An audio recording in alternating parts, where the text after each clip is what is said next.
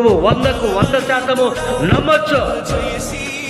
ఎందుకంటే నీ కోసం నా కోసం సిలువలో ఆఖరి రక్తపు బొట్టు వరకు కార్చిన వాడే నువ్వు నమ్ముకున్న దేవుడు. ఆమేన్. ఆయన నమ్మదగినవాడు. మనము నమ్మదగిన వారిగా ఉన్నప్పటికీ ఆయన ఎలా ఉన్నాడు?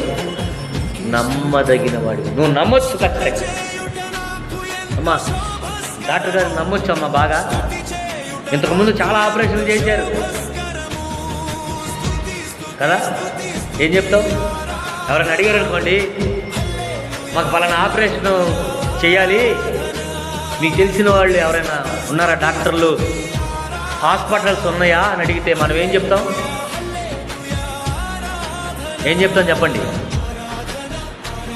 చెప్పరేంటి? మిమ్మల్ని ఎవరిని అడగట్లేదా?